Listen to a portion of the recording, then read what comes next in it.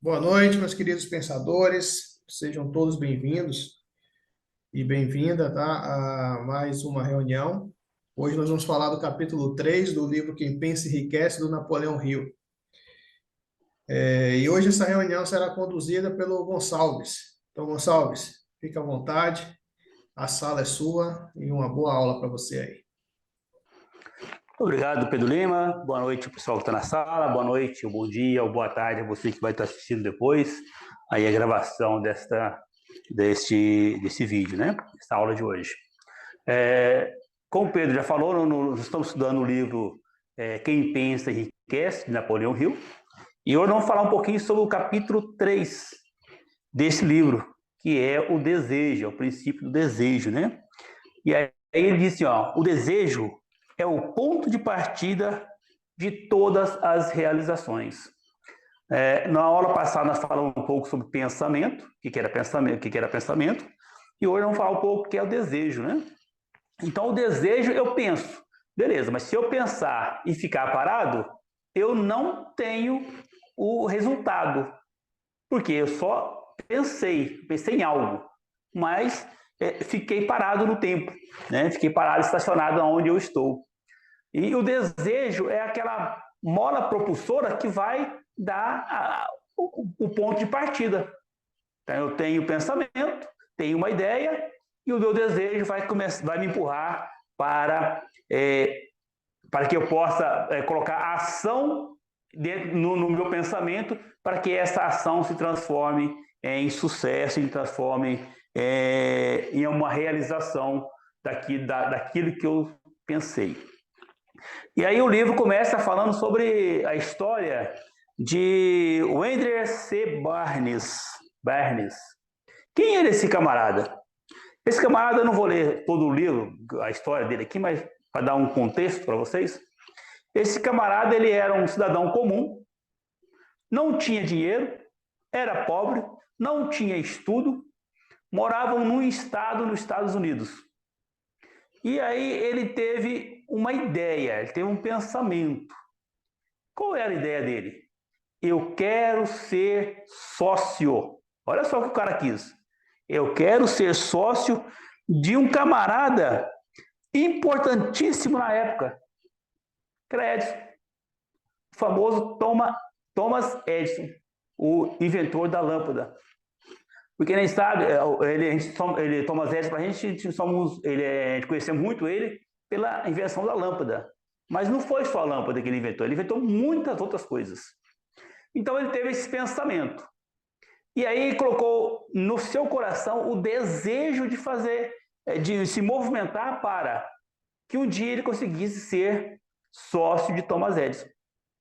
Então ele sai, ele arruma um dinheiro, ele dá um jeito, arruma um dinheiro para pagar a passagem de trem e pega e vai para a cidade onde é o escritório de Thomas Edison. E ele chega no escritório com uma única ideia na sua cabeça. Vou ser sócio do Thomas Edison. E ele se apresenta no escritório de Thomas Edison, e a secretária chama, olha, senhor Thomas, tem um senhor que quer falar contigo. E o Thomas Edison sai lá e vê aquele rapaz maltrapilho, mal vestido, e começa a conversar com aquele cidadão e pensa assim, pô, o que esse cara quer?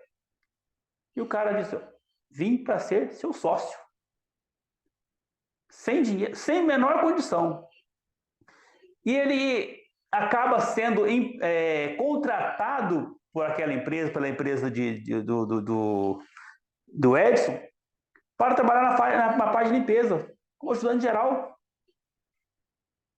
E ali ele ficou trabalhando, mas no seu pensamento, no seu mais íntimo, ele jamais mudou de ideia. Ah, não consegui, eu vou desistir. Ah, eu vim para ser sócio, estou trabalhando de faxineiro aqui. Não, na cabeça dele, eu vou ser sócio de Thomas Edison. Não importa o que aconteça. Não importa, eu vou ser. E aí o tempo se passou, e a história diz que mais ou menos 5 anos depois, Thomas Edison desenvolve a máquina de escrever, que o pessoal mais antigo conhecia muito, chamada datilografia, datilografar. ela antecedeu aos computadores, né? E a máquina de escrever, para aquela época que as pessoas escreviam com pena, né? Escrevia com a pena, né? Os vendedores de Edison olharam para aquela situação e falaram assim, não, isso aí ninguém vai comprar isso. Ninguém vai comprar uma máquina, um caixote desse aí que escreve. Que fica batendo a tecla. Não vai. E aí, Thomas Edison desenvolveu o produto e a sua equipe de vendas não quis vender. Achou que aquilo não teria futuro. E aí ele estava assim, já meio que desanimado. E o Barnes, ele ouve essa história. E o Barnes se apresenta para Edison e fala assim, olha, eu posso tentar vender essas máquinas? Aí Edison fala assim, vai, tenta. Aí ele pegou várias máquinas, saiu, vendeu aquelas máquinas. Voltou, pegou mais máquinas, saiu, vendeu aquelas máquinas. E aí ele foi vendendo tantas máquinas, que Edison deu uma região para que ele fosse responsável pela venda daquela região. E ele estava desenvolvendo, vendendo tantas máquinas, que de repente ele chega para Thomas Edison e Edison propõe para ele uma sociedade, né? Ele vai ser sócio de Edison. E aí, aqui nós vamos tirar vários entendimentos, vários princípios, né? Dessa situação, nós estamos narrando aqui, que foi um desejo ardente. Ele não olhou para a situação dele financeira, ele não olhou para a situação intelectual dele. Ele tinha um desejo que ele não se afastou daquele desejo. O tempo passou, mas ele continuou fixo porque tinha um desejo definido daquilo que ele queria da vida. E a história conta assim, ela passa um tempo e diz que um outro dia ele volta a estar no escritório de Thomas Edison, mas não mais como um funcionário, ou um vendedor, ou um gerente, mas como sócio de Thomas Edison. E ele conseguiu realizar o seu desejo, né? O seu desejo fez com que ele realizasse o sonho dele, porque ele foi firme, ele foi convicto e ele não se afastou do seu desejo. E aí, o que é desejo? Desejo é o ponto de partida de todas as realizações. O desejo não é uma esperança. Eu tenho esperança de que um dia eu vou conseguir. Eu tenho esperança de que as coisas vão melhorar. Não é isso. Não é uma vontade. Eu tenho vontade de fazer alguma coisa, eu tenho vontade de ser médico, eu tenho vontade de ser um professor. Você tem vontade. Mas ele transcende muito mais do que isso. Ele é muito mais do que isso. O desejo ele precisa ser definido. O que eu quero? Eu preciso de uma definição. O que eu quero? Porque se eu não defino o que eu quero, qualquer coisa me serve. Se eu não tenho uma definição aonde eu quero chegar, qualquer lugar tá bom demais. Porque não está definido. Se eu não defino, eu não consigo criar um desejo ardente para conquistar aquilo que eu defini. Hoje eu quero estudar engenharia, aí começo engenharia, daqui a pouco, não, vou estudar educação física, daqui a pouco eu já estou lá estudando letras. Eu não tenho definição. Como que eu vou conquistar algo se eu não definir o meu desejo? O que eu desejo mesmo? O que arde na minha vida? O que arde no meu coração? O que eu quero conquistar? O desejo precisa ser definido e precisa ser uma decisão.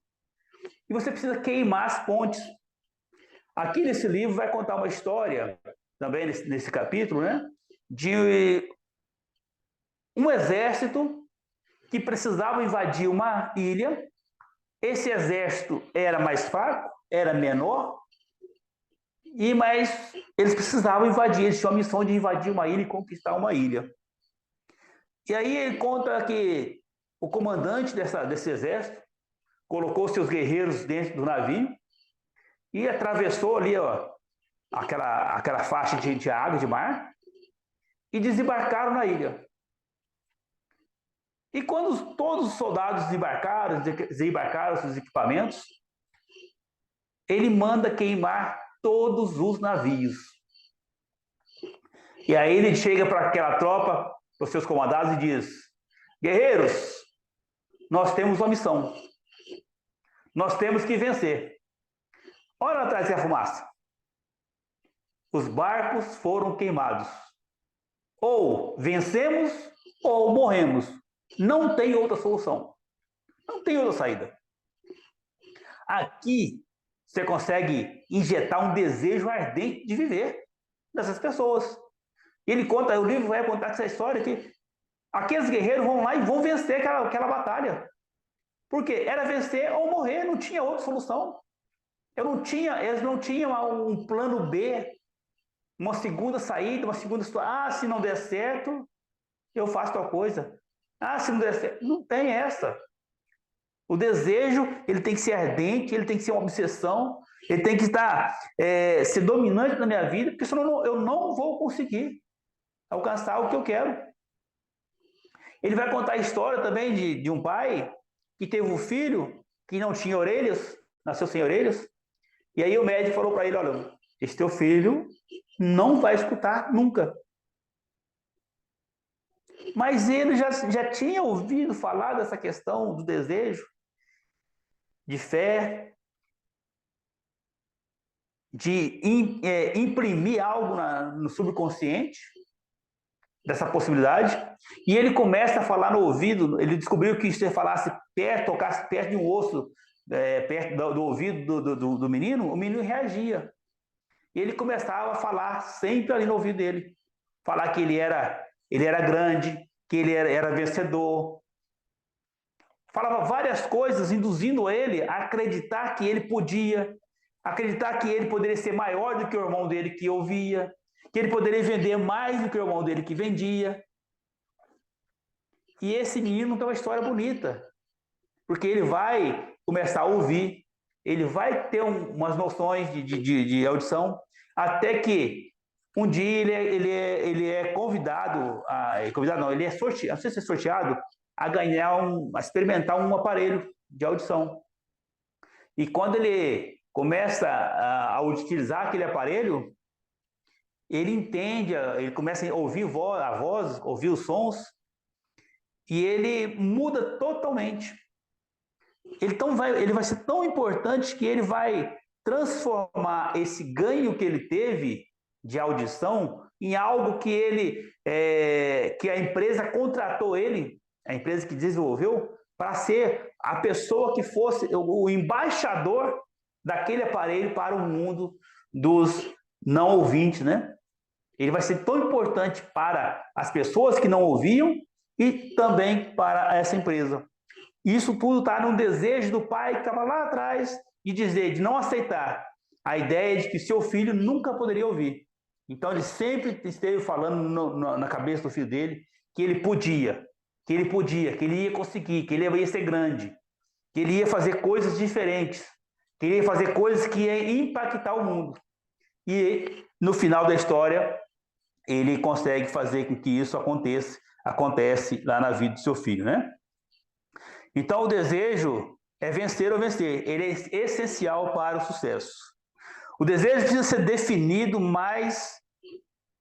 um desejo definido é mais que um estabelecimento de metas. É mais do que isso. Tem gente que escreve metas, mas acha que aquele é o final. Não é o final. O desejo é um mapa, né? É um mapa, vamos dizer assim, o desejo definido, não um objetivo definido, né? É um mapa de onde eu estou, como eu chego aonde eu quero chegar. Esse é o mapa. E o desejo ou seja, a meta, quer dizer, é o passo a passo de cada dia. Então, cada passo que eu dou a cada dia, eu tenho que perguntar: essa meta que eu estou fazendo hoje me leva para alcançar o meu desejo, o meu propósito, o meu objetivo? Vamos lá. Eu tenho uma meta de passar no vestibular para medicina. O meu desejo, né? Passar na faculdade de medicina. Minha meta, estudar diariamente. Quanto de livro? Quanto tempo? Qual livro? Beleza, eu tenho a minha meta. Agora, eu começo a ler revistinha de palavras cruzadas. Eu passo 2 horas lendo, fazendo palavrinha cruzada. Palavra cruzada vai me levar a conseguir atingir o meu objetivo? É sim ou não? Se sim, beleza, estou no caminho certo. Ou seja, é um passo a mais que eu estou na direção da conquista do meu objetivo. Se não, eu estou errado. Preciso repensar e mudar aqui a minha atitude, porque se eu permanecer nessa atitude, eu não vou conquistar o meu objetivo, né? Esse é o único jeito pelo qual se pode ter a certeza de manter um estado mental conhecido como desejo ardente de vencer. Ele é essencial para quem quer sucesso. E aí, continuando aqui, ele faz o seguinte: todo ser humano com idade suficiente para entender o valor do dinheiro quer tê-lo, mas querer não traz riqueza. Todos nós que temos idade suficiente para conhecer o valor do dinheiro, nós queremos ter dinheiro. Mas eu querer ter dinheiro, só querer, isso não traz riqueza. Não me traz ele para mim. Desejar riquezas com um estado mental que se torna uma obsessão. Depois, planejar um meio definido. Então, eu tenho o desejo e vou planejar o meio para alcançar a riqueza. E respaldar-se esse plano com persistência. Então, tenho riqueza, tenho o meu mapa, meus passos que eu preciso dar, preciso ter persistência nisso. Porque não adianta eu fazer esse movimento por alguns dias e desistir. Ou faço por um determinado tempo e paro. Eu não tenho persistência. Se eu não tenho persistência, eu não vou chegar a lugar nenhum. Se eu não persisto naquilo que eu quero, naquilo que foi planejado, eu não vou chegar. Vou ter dificuldades? Vai. Pode ter derrotas? Pode. E com certeza terá. E deve ter derrotas nesse percurso, nesse caminho, nessa jornada. Porque toda derrota, ela traz consigo uma semente. Toda dificuldade, ela traz consigo uma semente. Se eu me derrotei em uma situação, ali se você analisar aquela derrota, ali tem uma semente do caminho certo que você deve percorrer. Persistência que não reconhece o fracasso. É isso que vai te trazer a riqueza. Então, preciso ter uma persistência que não reconheça o fracasso. Porque se eu reconhecer que eu sou um fracassado, acabou. Ser um fracassado é diferente de ter um fracasso. Se sentir fracassado, acabou, não tem para onde ir. Isso aí está dentro de mim. Agora, eu ter um fracasso é apenas um degrau. É apenas um obstáculo que eu tive momentâneo. É apenas uma falta de correção de percurso. Eu vou só corrigir esse percurso e prosseguir com persistência. Aí continua assim: desejo ou definição. Não, isso que já foi bem de falar. Cada ação executada leva à pergunta: essa meta vai me ajudar a realizar o que eu desejo? Meu objetivo geral ou não? É aquilo que eu expliquei agora há pouco. Então, cada meta que eu faço, eu preciso me perguntar: isso que eu estou fazendo vai me levar em direção ao meu objetivo? Sim ou não? Seu objetivo vai se tornar sua vida, vai permear sua mente consciente e subconsciente. Essa segunda palavra aqui, que é o subconsciente, que é preciso a gente esteja aí focado, bem focado nisso aí. Porque o nosso subconsciente é algo que pode nos derrubar de uma maneira que a gente nem imagina. Porque conscientemente eu acho que quero uma coisa, mas o meu subconsciente não está preparado para aquilo. As minhas limitações, o que eu ouço, como eu absorvo uma crítica de um erro, isso tudo pode ficar no meu subconsciente, está preso ali. E quando eu tiver uma oportunidade, meu subconsciente abrir, opa, você não pode. Sabe por que você não pode? Porque naquele dia, sim, tal, você fracassou. Você é um fracassado. Então, para aí. Senão você vai fracassar novamente. E isso, às vezes, está no nosso subconsciente. Está incrustado lá, a gente não percebe. Mas é preciso que a gente tenha essa consciência de que o nosso subconsciente pode nos derrubar, pode nos impedir de alcançar nossos objetivos, tá? E as 6 maneiras que ele coloca aqui, as 6 maneiras de transformar um desejo em ouro. As 6 maneiras que você pode transformar um desejo em ouro. Aí ele vai explicar coisas simples, passos fáceis de fazer. Primeiro passo: registre mentalmente o valor exato que você deseja ter em dinheiro. Qual é o valor exato que você deseja ter em dinheiro? Primeiro passo. Aqui não basta assim, eu quero ter bastante dinheiro. Eu quero ter um tanto de dinheiro. Eu quero ter o suficiente. Não, quanto que é? Qual é a quantidade de dinheiro que você quer ter? Seja exato, seja específico, defina tem uma definição do seu desejo. Eu quero ter 5 mil reais? Então é 5 mil reais. O segundo passo: determine exatamente o que você pretende dar em troca do dinheiro. Aqui tem algo que muita gente não consegue entender. O dinheiro, ele não é de graça. Ele não é algo que vem para você sem algo em troca, algo de valor. Você precisa dar algo de valor em troca desse dinheiro. O que você quer dar em troca desse dinheiro que você quer vir para você? É o teu estudo? É um trabalho? O que você quer dar em troca? Define o que você quer fazer. No terceiro, estabeleça uma data definida. Eu quero ter 5 mil reais. Quando? Não sei. Um dia. Não, tem que ter uma data. Eu quero ter 5 mil reais até 31 de dezembro de 2024. Eu tenho uma data definida. Terceiro, agora anote tudo. Olha que bacana. Escreva isso no papel. Qual é a sua meta? Qual o valor que você quer ter? O que você vai dar em troca?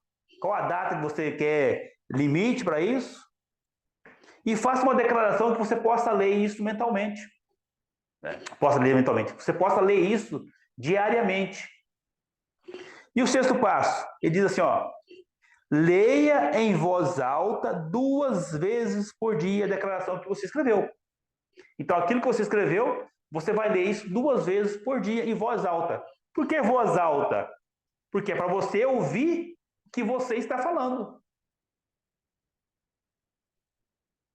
É diferente eu pensar e quando eu falo. Quando eu penso, é uma situação. Quando eu falo, eu estou expressando algo que está dentro de mim para fora, mas ao mesmo tempo eu estou recebendo essa informação através dos meus ouvidos. Então ele fala para você, leia isso pelo menos 2 vezes por dia, de manhã e na hora de dormir. Coisas simples, coisas fáceis. E eu vou dizer aqui algumas coisas aqui que eu anotei aqui que eu achei bacana. O sexto passo dos 6 é o mais importante deles. O sexto passo é o mais importante de todos eles. É declarar, essa declaração que você vai fazer em voz alta. E, além de declarar, Você precisa se sentir como se já estivesse conquistado. Então, eu quero ter R$ 5.000 até 31 de dezembro de 2024.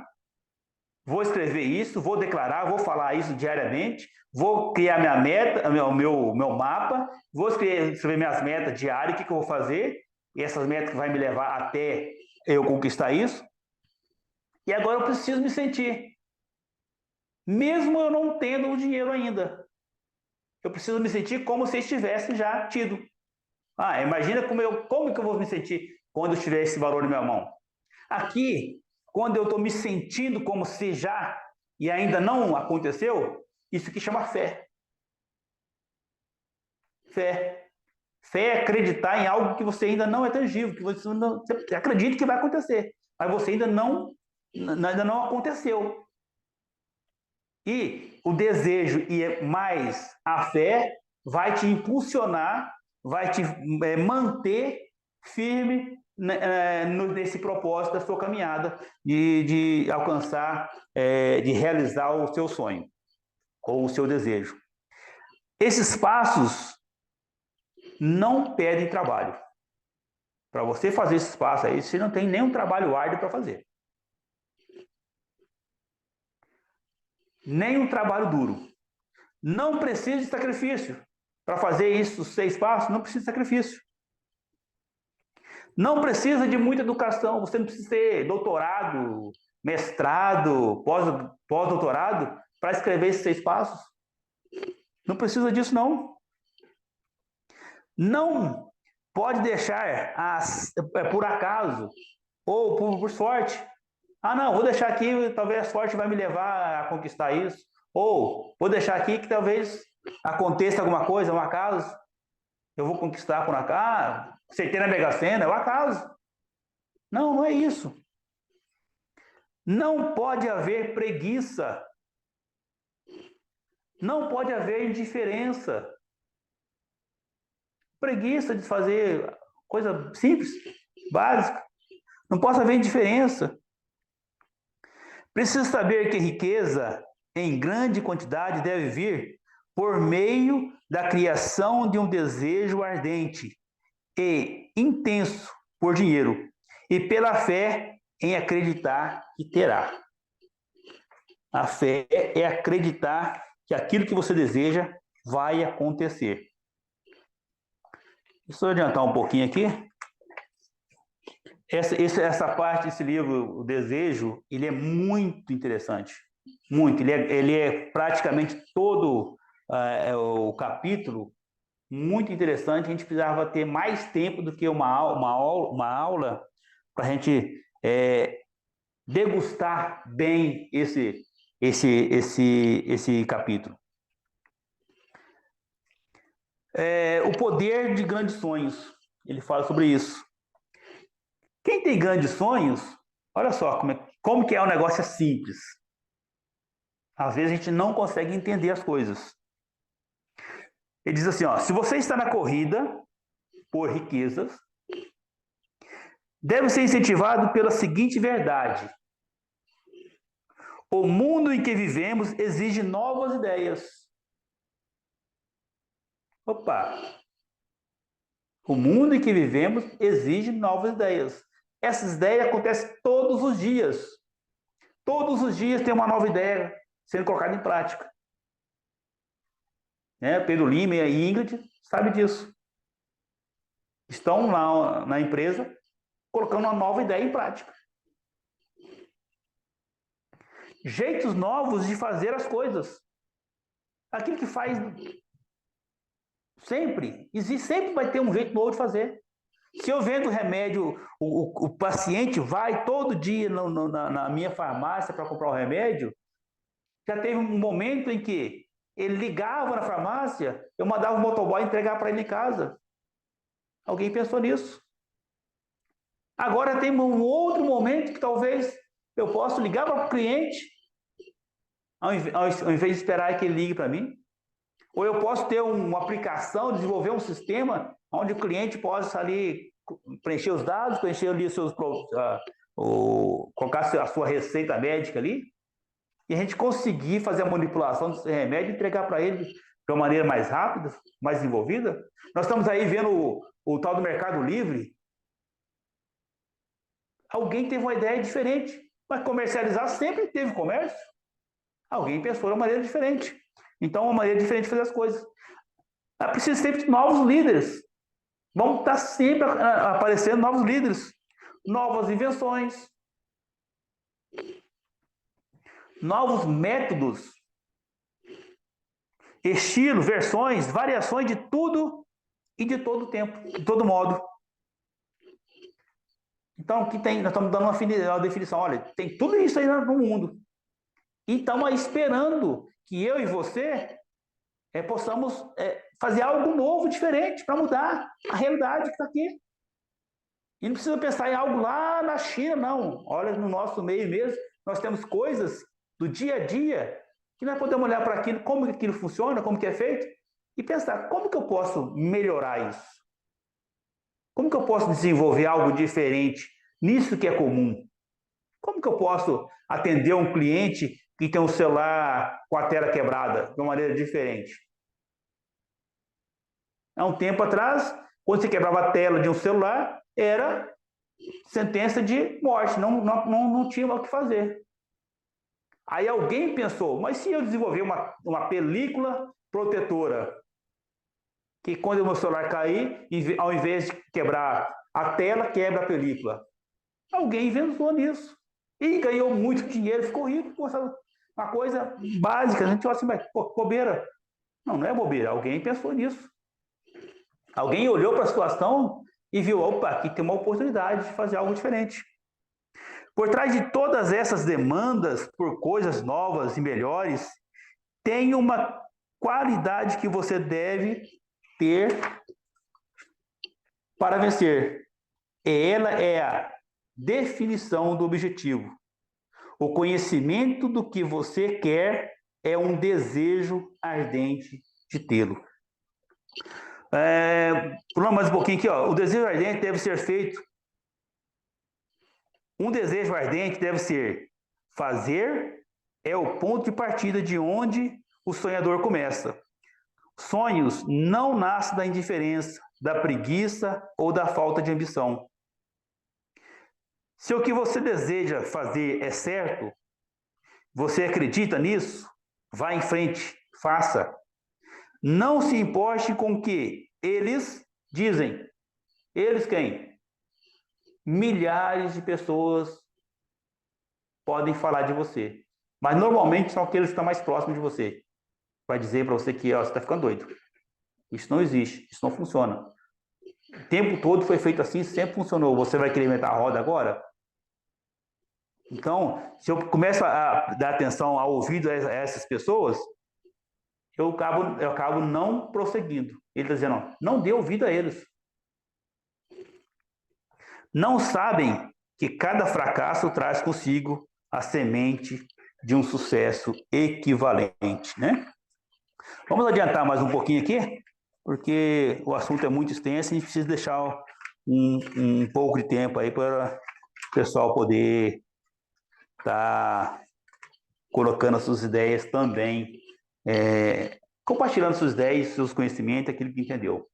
E para fechar, eu quero terminar com os últimos 3 parágrafos desse capítulo, que diz assim: eu acredito no poder do desejo respaldado pela fé em si, porque vi esse poder alcançar gente de um começo mais baixo em lugares de poder e riqueza. Eu vi privar sepulturas de suas vítimas. Eu vi servir os meios pelo qual as pessoas deram volta por cima e depois deu umas centenas de diferentes derrotas.